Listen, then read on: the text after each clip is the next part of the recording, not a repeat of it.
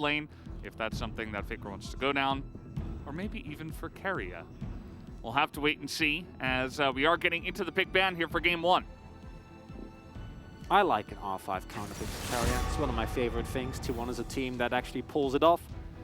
But we'll have to see. Nautilus priority expect to be extremely high, as mentioned previously. As predictable as it might be, it is hard to reliably counter the pick. Not a lot that can 100% shut it down.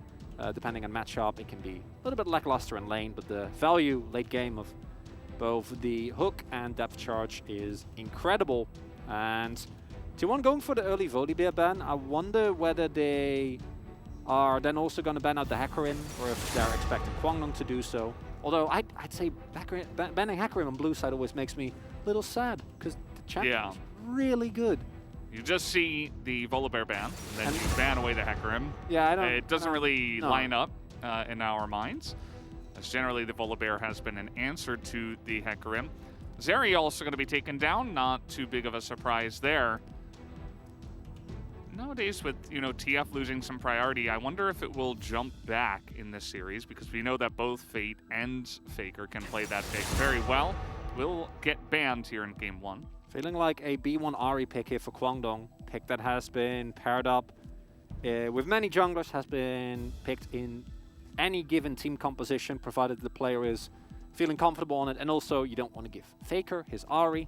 It's been, as you pointed out already, just one of his strongest picks, if not the strongest, and there is indeed a Nautilus ban, so expecting that B1 Ahri to come out, and then Lee is still available. Obviously Jinx has made it through, Ryze is also there, and gonna prioritize the Ryze over Ahri here for Fate. He seems kind of happy with that, I don't know. He's got a nice big smile on his face after the pick. And yeah, Ryze just, it kind of goes with anything. But, you do have a lot of big picks that are still available here. We are going to have the Jace pick early and the Jinx as well. So Team J over here on the right side. A couple of picks that are coming through. Yeah, no need to pick up the Ahri if you do want to go into that direction. Jace, obviously, not really counterpickable here within the context of the LCK. Do picks exist? Yes. Are we going to mention them? No. Feel like it's been done to death, as the Zinza will presumably get locked in here. It's that or Lee. But on Alum, I kind of like the Xin. I think that the combination of Xin and Ryze is extremely dependable in any given early to mid-game skirmish. The lockdown as no... You're picking into Jason Jinx. Which is suboptimal. Aphelios doesn't like playing into range, and you get outranged by both of the characters that have already been picked. So, rough game, but Teddy choosing comfort over draft here.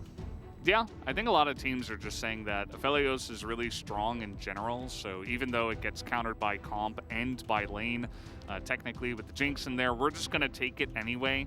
And it's come with mixed results, Chronicler. I'm not saying that I totally agree with it. It's just what I've been observing. As the Lee Sin does come through, and so that Xin Zhao versus Lee Sin matchup you were talking about will come to life. Feeling like the R5 counterpick here for support might actually come in, of course. Doesn't mean we get something spicy. Might end up just being your run-of-the-mill Leona, so that I could see that being banned away with no supports being picked up here as of yet. But Leona Alistair handshake seems equally likely. And do like the LeBlanc, expecting an Ahri counter or an Ahri ban here as well, to try and keep T1 off of that. Though T1 can still opt into a number of team compositions here, right? They can go more poke heavy if they do want to go into the direction of something like a Zoe. Can go more pick oriented. They still have a lot of flexibility, as it's going to be Renata instead, and Kwangdong really not expecting Faker to pick up the Ahri here. Wondering whether that's the direction. Maybe a Galio, something we've seen a lot of into, specifically the Ryze and the TF as well. Yeah, I don't know. I think that Faker's just so comfortable on this pick that you just take it anyway. Yeah. You have fantastic pick potential with this to allow whatever target you get, even if it's the most tanky target on the enemy team, to get blown up by the burst damage that they already have. And not to mention how many times we mentioned how great he is on the pick. So they get that for Faker here. It's comfort. It's really good in the meta right now, and it should work well with what they have. I do think the Renata ban is a good one because it is a pick that, while not the greatest in the laning phase, does really well into short-range, aggressive compositions. And then you look at Kwangdong, like, yeah, okay, that tracks. Don't think I want to play into that. Graves would really kind of solidify it. Obviously, this is a much more spicy take, something that has been picked up as a counter pick into the Jace, and an actual attempt to punish the pick. This is much more well-rounded, but barring jungle intervention or Fate roaming towards the top side, I do think it's going to be harder to punish in terms of 1v1. And now, expecting an Alistar just to round out the composition, give it a little bit of leeway. As I mean, it's Keria. Yeah, and best we can do is Kench. Yeah, and it's a dive comp, so makes sense. That was a very strange hover. Strange because it never gets picked, but you think about the attack speed buff and also the amount of poke that you add into the comp. And it's Keria. And it's Keria. Along with what they have, I'm like, hey, you know, hell yeah, let's do it. Hey. But maybe not going to have that much fun this time, so the Tahm Kench is going to be locked in. I was thinking maybe a Braum could have been an option too, what with the Gragas, the Aphelios, but not going to go for that this time. The real call is actually it's Keria, Lee Sin, and its owner on Nidalee. That might have been the angle. Yeah. What we have here from Kwangdong is a composition that I think does extremely well early to mid game, very well rounded, has a lot of side lane pressure with the Rise, a lot of priority in general, but will suffer if going into the mid to later stage of the game on relatively even footing. I don't think they have a reliable way of getting to Jace. I don't think that, especially with the Kench there, Gumayushi is going to be considerably threatened, and they are extremely short range. Yes, the engage is really good, but T1 have been exceptional in kind of peeling back even from the most aggressive of comps. So Kwangdong, well-rounded comp, I think, but one that might be hard to pull off specifically into T1.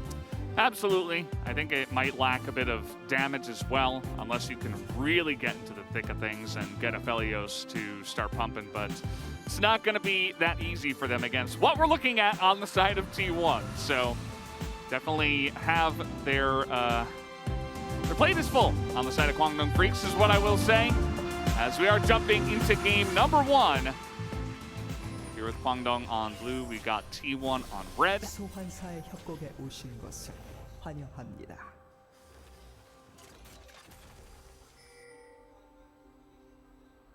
Looking at the runes, Keen gone for Comet. Pretty common in the ranged lanes, of course, trying to get a little bit more leeway out of your poke. In the early game, usually still see them go for the tank build. Do think that within this composition you actually have the flexibility. Rise, of course, not providing the most damage later in the game, but expecting Keen to just go for the tank style. And outside of that, the 2v2 in mid-jungle going to be really important here. Fate, especially post-first back, I expect to have a considerable advantage in terms of actually shoving in the waves. And silent matchup is going to be really important there to see to what extent Fate is actually able to leverage that prior and that pressure. And they will have to do a good job of tracking owner, because while I think a straight-up 2v2, especially early on, is going to be very manageable for Fate and Alan. If one of the two gets picked up by a charm, you get 100 to 0, and then there's not a lot of counterplay to that one. Yeah, that's the thing. That's why I feel like the RE works really well. What they do already have here. Alan going to start up at the blue buff, so actually looking to path down to the bottom side of the map. We'll see how that works out for him. You know, with the Tahm Kench changes and the Devour on his ultimate now, sometimes if you get ahead of that and you put him behind and delay that great ability, you can have some luck. As already, seems like the lanes are going pretty well for T1 in terms of mid and bottom. Keria, of course, the first person that showed us that Tahm Kench could actually still, after his rework, be a useful support.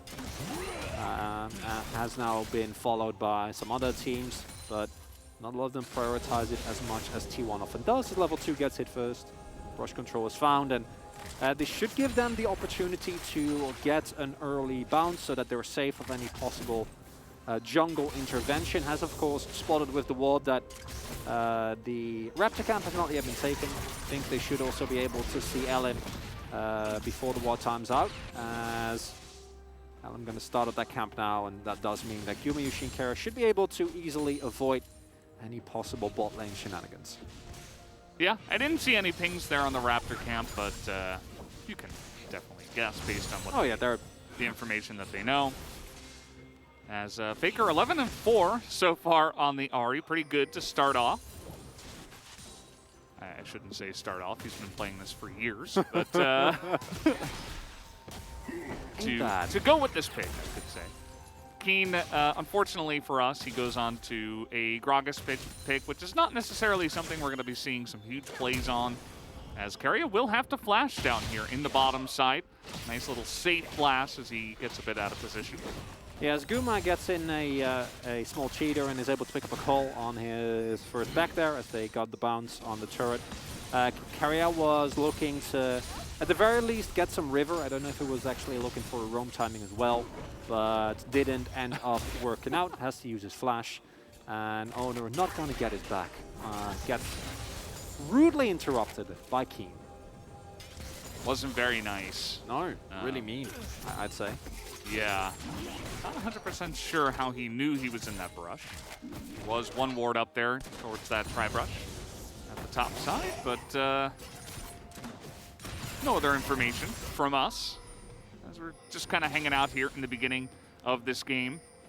We'll see if this Gragas pick actually ends up working out. You know, we talked at length many times, both here on the casting desk and over on the carpet space, about the potential picks. You can go into the Jace to try to counter it, or to try to take advantage of that lane.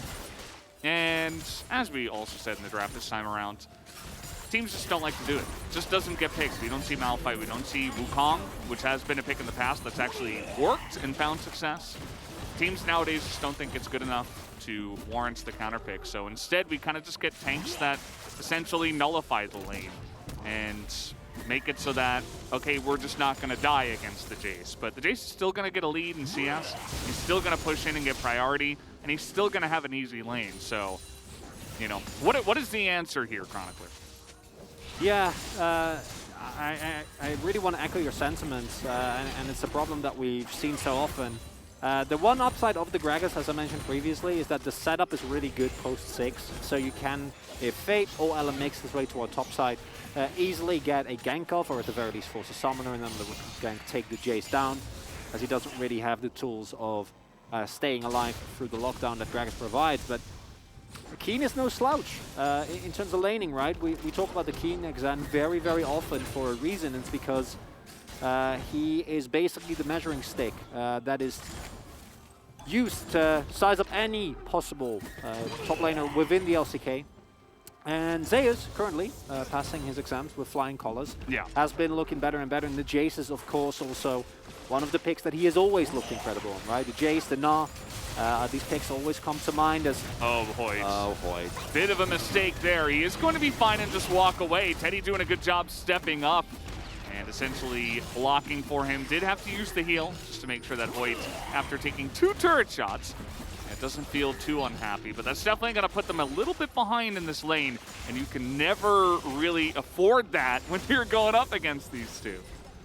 Yeah, if Alan wasn't there, 100% would have gone for a play and tried to get a little bit more aggression in now. Uh-oh. Yeah, they've been able to deny the vision. 3v3 imminent here.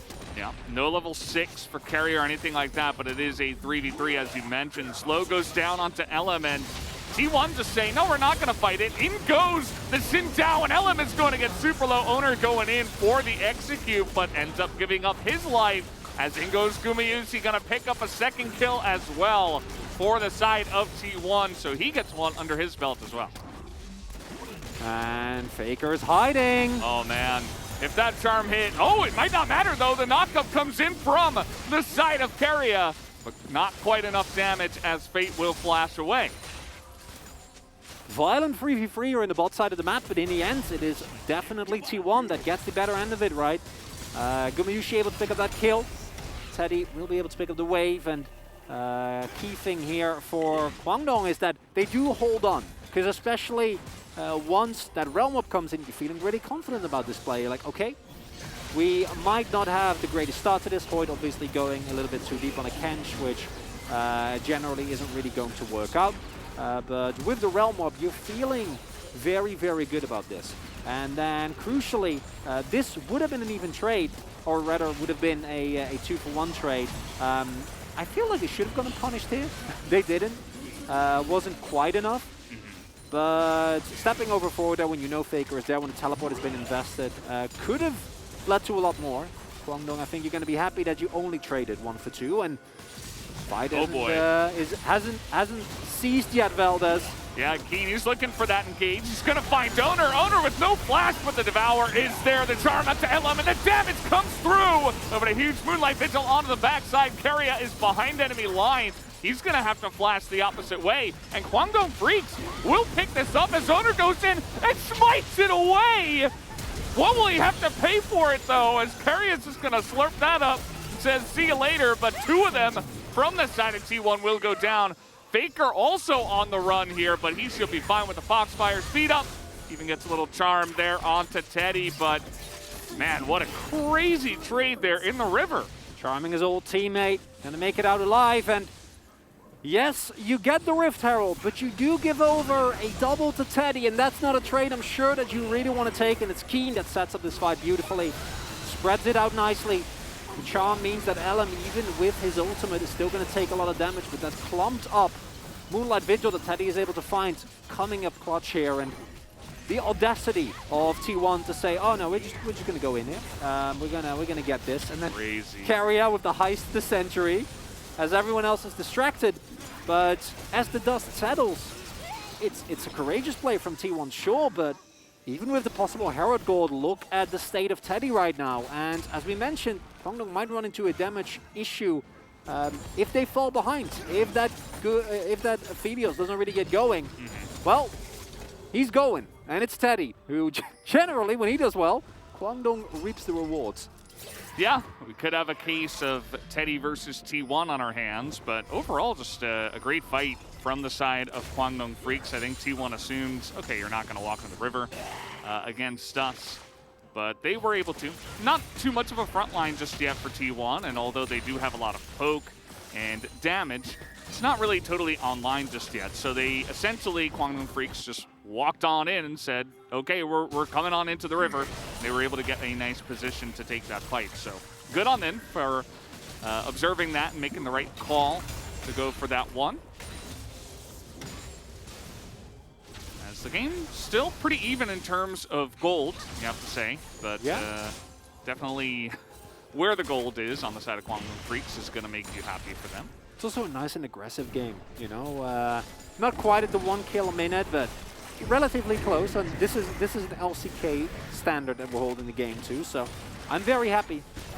With double kill being picked up, T1 is clearly not being worried whatsoever, acknowledging that if they are not able to win the early game here, which, as I stated, they still have an 800 gold lead, so I don't even know if you can even say that, even with the gold distributed the way it is. Once those 2 calls are cashed, once the mythic spikes are hit for T1, they should still be able to very comfortably fight. I do think, though, that there is nothing wrong with them taking it slow, right? This is a first rake at 11.5 minutes.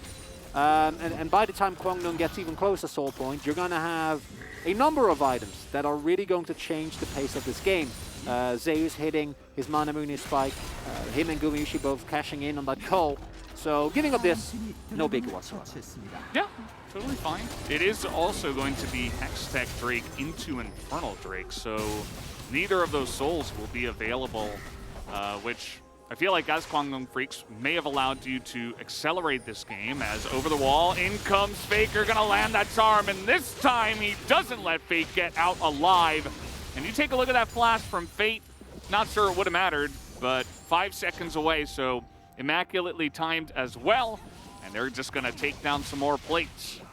It's exactly what we mentioned. This is why Lee and Ahri is such a deadly combination. I say Lee and Ahri, it's really any jungler and Ahri. In terms of popular junglers at the moment, just Ahri. Yeah. As Zay is getting taken down, that really takes a lot of the pressure off of mid. Teleport immediately forced, so Fate is sidelining pressure as we get closer to the Unleashed Teleports mark. Not going to be as big as... Yeah, very unfortunate. They don't have that much vision here, so Het Fate actually been able to respond, there might have been a possibility as... Uh-oh. Nah, it's clearing the wave. This is getting a little bit out of hand. You take a look at the items here on Keen. He has AP with the Lost Chapter. It's not like he has the Tabby either. So just really in a rough spot right now against the damage that Zeus has. As we're going in, down onto the bottom side, Devour just going to be used in trade for, I suppose, 2 ultimates from the Kwangmong Freaks bottom lane. And are we just going to do this again? Not sure that Ahri alone has the damage. Don't really need to. Nice amount of damage being found there. And might I remind you, this was the counter pick for top. We picked this into Jace. Yeah. And the Gragas is of course going to have value outside of the lane. Keep reiterating this, and it's a pick that does work into many a team comp. But it does again back in the question, when will teams go back to things they know work? And as I've said that's the curse. Take a look at this. It actually comes through. Keen able to set up a kill onto the top side. Fate making that Realm Warp work for him. And that is exactly what you want to see out of the Gragas. That one's on me. I'm very sorry. It's what we said earlier, right? If the Rise shows up, which Fate does very nicely here after getting picked off, not stopping him from making proactive plays, the ability to punish is there. Thank you, King, for redeeming the Gragas. Makes me happy. And overall, this is a T1 staple, honestly. Them being 1,000 gold up just from plates. They do this better than I think any other team that we have in the LCK, the way that they play around prio and are able to just get these plates so much more consistently. The Kwangmong are still hanging in there, and this composition still has a long road ahead of them, especially if they can stay close. He's asking if he has flash, you know, take it slow. I'll take it. He did, he took it, and speaking of taking things, we are going in for this one. Keria jumping into the pit, as Elam super low now before he can even use the Crescent Guard, as Owner and Keria gonna have to get out over the wall here, but not too much damage yet onto Shirley. So Faker kind of roaming around. T1 might just give this one away, as they do have inner track onto this mid turret, which they might just get for free. For Keefing here, of course, is that Fate is coming in, doesn't have the realm available, standing off that to the side, but it's a second Herald, right? You don't need to get this one. Faker already has Everfrost. You're never getting onto this Ahri here, but Keen tries to go over the wall, and he's gonna maybe pay for it with his life, just barely gets away as the Shock Blast hits Fate in the back. And now, with a lot of low health bars here, we'll have to wait and see where this Rift Herald lies.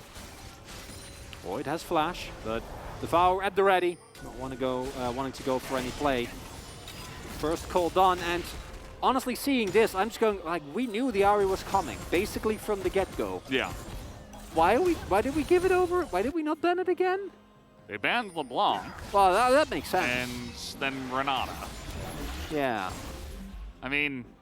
I don't think they're bad bans, it's just that... Yeah. There was a better ban. Yeah, that's the main thing, right? And this is something that Kwangdong can actually work around. Key thing here is as long as Teddy stays alive, as long as he doesn't get hit by charms, still a lot of pressure as Keen says hello, gives a free cask of wine, and then, you know, takes off. Have a party. Guma just kind of laughing at him, even though Keria wasn't right there.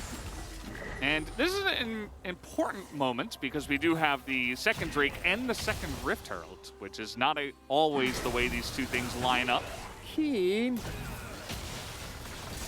Gragas is on a diet. He's able to slink away from that Shock Blast. He's just waiting here. He doesn't have his cask anymore, though, but he does have, of course, Body Slam, Everfrost, a couple of ways to make a fight happen. And now that Fate is back, ready to go. Kwangmong Freaks want to force T1 to, you know, come into a fight onto their territory, but T1 so far really holding the line well, just sending out a bunch of poke. And this is really, really hard decision for Kwangdong because you need this Drake, right? I think you need to keep snowballing to get a semblance of control on this map. But at the same time, you can't just give up your mid lane turret. So it has to be a very slow and patient, methodical play. The timing is right. Takes a while for the wave to come in. Guma's in the front, and he's really just trying to bait them so hard. Oh my god, they don't need a wave. Yeah, they're just going to go in on this one. Not sure if they have the damage for this. Keria nearly dies. Cast does huge damage, and the Realm Warp is coming in! T1, did you make a mistake? Faker just going to land that charm. In goes Owner and just assassinates the Jinzhou. Gives his life over for it, but now Teddy is in behind the Faker. Not going to be able to land that charm. Teddy with a really nice flash, able to get away from this one, and Guma is going to be the sacrifice. Another kill given over to Fate, as Faker should be able to take down Hoyt here alongside of Zeus, but Zeus is going to go down as well. Faker with his flash here. How can he get out of this one? Not looking too good for him. See how it goes though. Teddy with the Cloud Soul is going to be able to snipe him down and pick up yet another kill. 6-0 and 2 now for Teddy. And you could hear the disbelief in my voice as T1 waddled up to the turret and said, we're going to take it without a wave. And here we see why you don't do that. Giving up the Drake, fine, kind of whatever. But then Keen sets them up. And the last time around, T1 was getting corralled into the enemy jungle. They made it work. This time, not so much. Teddy with a huge ultimate, able to do so much damage. And then from this point onward, T1 has very limited turning potential available to them. Can't get the crucial pickups. Everyone on Kwangdong effectively still full health, and they can just take their time. Hoyt gonna get taken down in the end, but that's a sacrifice that he is very happy to take, as now Teddy is just monstrously fed. And T1, that was greedy, and they got punished for it. They did. They finally did. A team called their bluff, and I think especially the Realm Warp, it's almost like T1 didn't account for that, you know, because if the rotation comes over, you can rotate up through the Rift Herald, and even if you don't get the turret, if you have to back, you know, you feel like you're not going to die. You're not in a dire position. But with the Realm Warp right behind them, T1 were immediately like, oh crap, we got to get out of here. It was a little bit too little too late as the cast comes in, and Zeus will still take down this turret, though. You know the most ludicrous thing is that T1 is still ahead in gold? Yeah. But that's just, you know.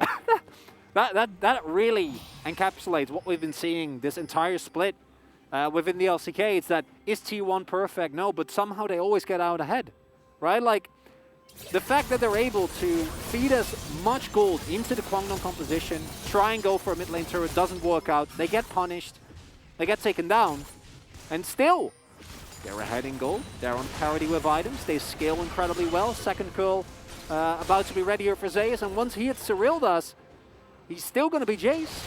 Still going to be really hard for Kwangdong to actually get into effective range to ever do anything. And although I don't think that was the play from T1, I highly doubt that they're going to make another mistake, try and go that far forward again. Oh boy. Keen, you got baited by the catfish. Sometimes you go fishing and you get pulled into the ocean. And that's kind of what happened there. And yeah. Not the best look. Again, he is a AP Gragas at this point in time. He doesn't really have any resistances. And so if he gets caught, he's going to die. That is exactly what did happen there. So yeah, I mean, just to follow up on your point, like T1 trying to take leads away from them is like trying to pull teeth. It's so difficult. This is not something that you can easily do. You can get your AD carry 6 kills, but T1 will find a way to get some kind of macro advantage, some kind of win elsewhere on the map. As Keria, he realizes he's backing on a ward, and he will be safe. And this is the key thing here. Yes, the ideal member for Kwangdong is fed in Teddy. Collector, I think in these circumstances, also completely okay. There isn't really, outside of the Tom Kench, a lot of tanky members. As, yeah, that was definitely a bait. Keria says, well, you interrupted my abyssal dive. Oh no. How sad for you. But the core issue is, I need to see how Kwangdong are actually going to be able to put that in a position where he can do that damage. Because that's the hard part, right? Because there are Shock Blasts, there's Devours, there's Charms. Teddy has a huge task, a huge struggle ahead of him. Oh boy. Owner is very much behind enemy lines. Really nice solar flare, but it ends up with Keen having to flash away, Zeus as well, as the cast was beginning to rain down. And Teddy was following up there. But now T1 really trying to press the issue a little bit here. They're only about 800, 900 gold ahead. It isn't a massive lead, but they're trying to control vision and look for picks just like this. As Faker goes over the wall, gonna miss the charm this time around. And the Everfrost. So we'll have to use that last Spirit Rush to get away. Fate hopping in with the flash, not quite able to get on top of Faker. Faker having flash as well, but now cooldown's being used, and Kwangno actually has prior on the river. Might be able to pick themselves up Soul Point, but even though Atlas loves it, I don't know if Cloud Soul Point is worth giving up the Baron. T1 do know that the Realm Orb is still there though, and Kwangno might just be able to get away with this one.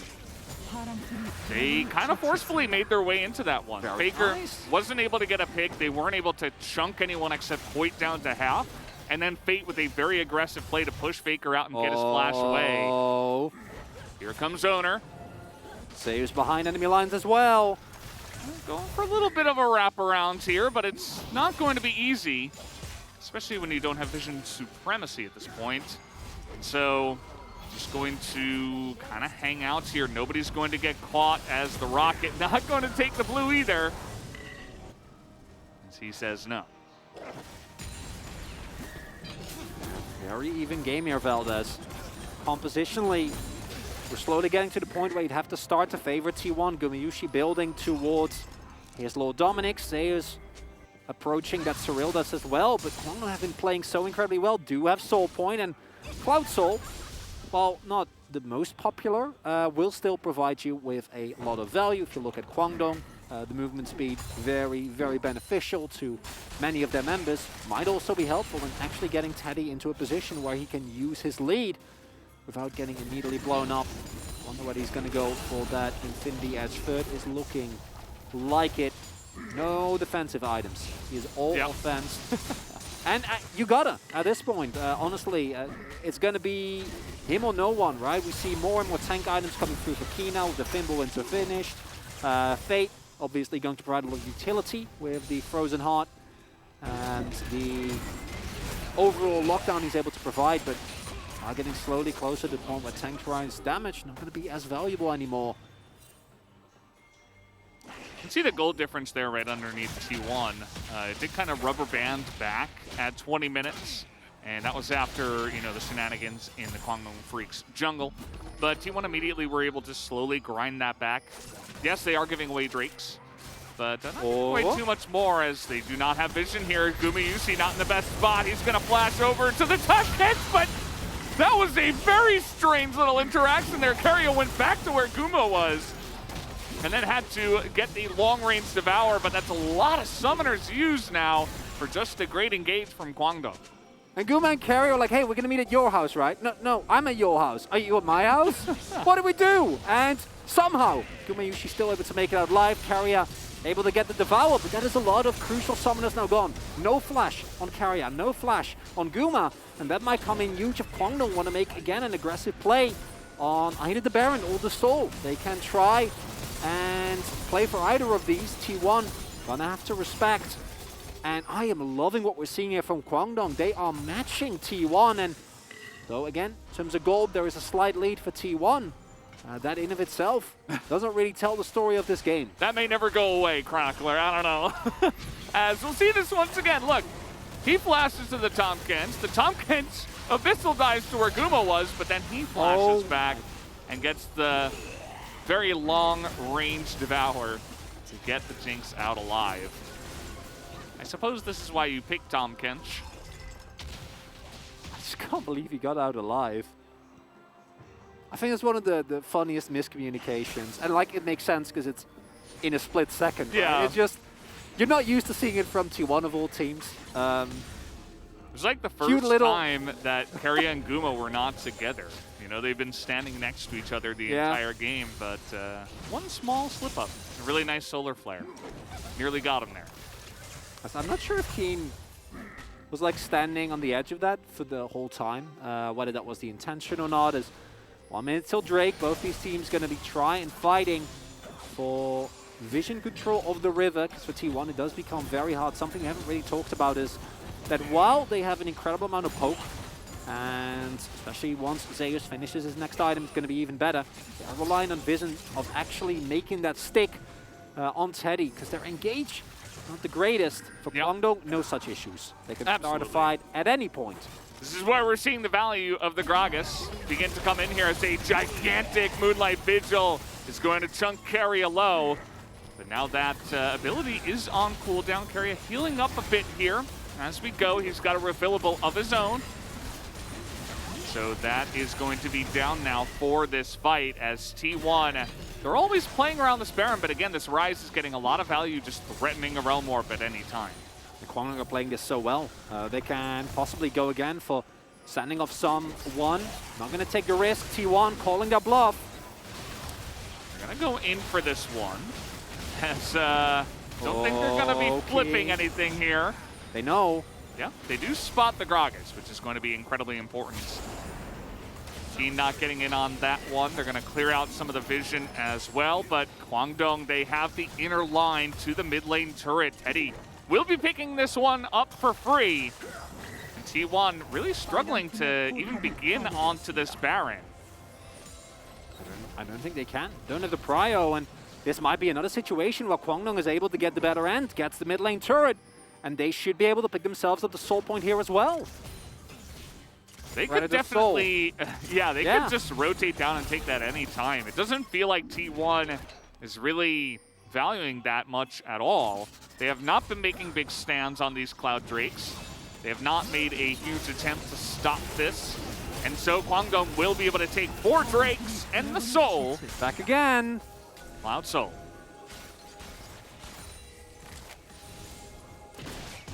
T1. They keep trying, being drawn to this Baron. Maybe third, fourth time's the charm. Realm Warp is still available though, and there's denied vision right now on the Baron, and Kwangdong, they know that the timing of this, but look at the damage right now. Gonna deny the Blast Cone, in goes Keria, and the vision is too late. The Realm Warp not able to get them in there, and T1 with the heist. They take this down. Kwangdong not grouped up right now. Keen and Hoyt though trying to corral them in.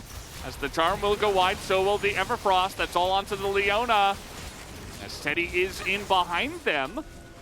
And T1, they're just on the run. They're like, okay, we'll just go over to our minions, buff them up. What are you gonna do now? And Kwangdong, they're behind them in the lane. They want to go in on this one, but Zeus has a really nice position, and into the back line they go. Huge knock-up.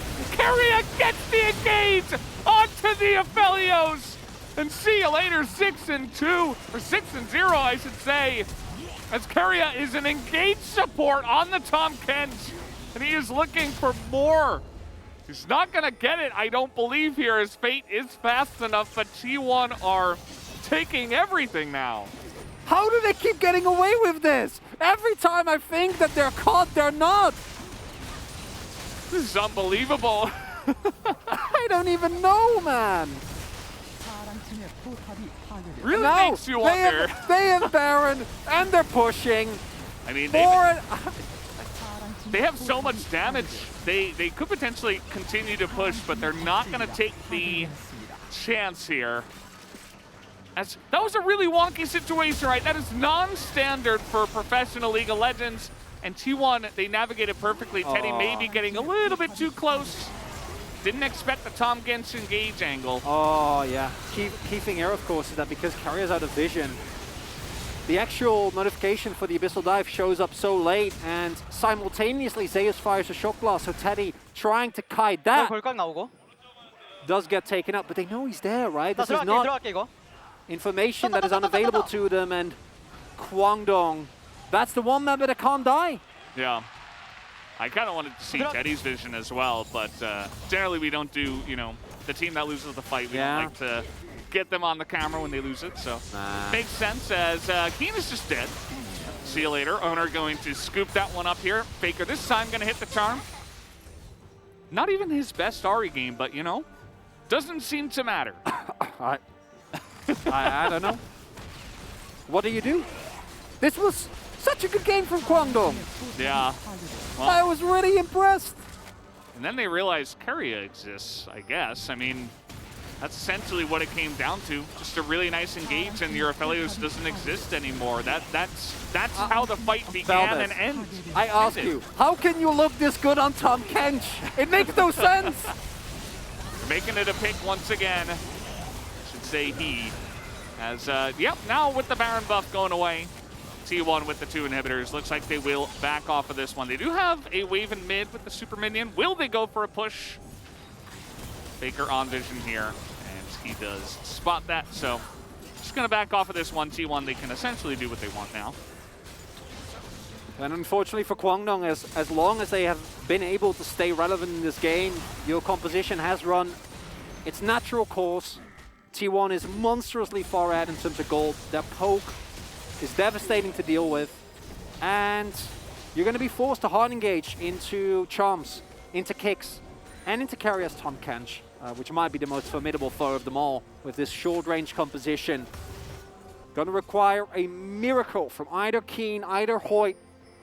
But look at the summoners. Gumayushi, Flash, Cleanse available. Devour, gonna be up for any subsequent fight. And with how far ahead T1 is overall, if just Faker or Zeus stay alive, they can win the fight as well. It's not even just about Guma anymore. Yeah, I mean, Guma, he's kind of just hanging out, you know, he's 1, 2, and 3. He's just chilling.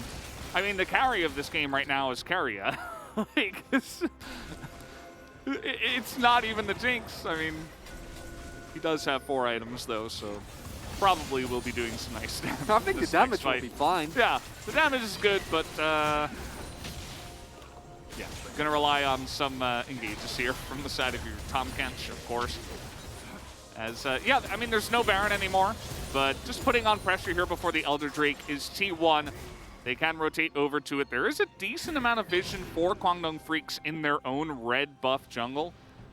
But you got to get out of your base first to even really contest that objective. And that's not happening, right? 2 inhibitors are down. T1 initially wanting to try and sync up those waves and maybe get themselves a 3rd inhibitor, but honestly, 2 inhibitors should still be enough to guarantee yourself a free, leisurely walk towards that Elder Dragon. And once that is picked up, T1 says, thank you for taking 4 Drakes, Kwangdong. Really appreciate it. Now we're going to use the Elder and end the game. Because at this point, if Zeus just hits a Shock Blast and he does have Elder, that is probably the end of anyone on Kwangdong's side. A lot of health being built here, but good luck, Teddy. Oh boy. Got to do the damage of 5 members effectively here. It's a good spot for Hoyt to be to get that ward over the wall, but you can see the damage already onto this Elder. It is so low, and it is T1. Flash on in into the Q, immediate devour, and Teddy is just gone. Owner gonna take his life down. The Guardian Angel does come in, but Teddy immediately dies again. And Owner will just revive. There's no damage onto him. As now T1 with the teleport on in, we do have Faker going on, and he gets a kill, but he will have to pay for it with his life. Not gonna matter in the end. May finally give some kills over to Gumayusi as he finally gets excited in this game. And that's gonna do it, guys. Full ace going the way of T1 as they will take down yet another game. Owner's like, I want a POG2! Come on, give me the votes, give me the points! And he played incredibly, but honestly, this T1 is looking so versatile. It is incredible, right? Like, there's a couple of moments here where the position that they find themselves in, it happened 2 times.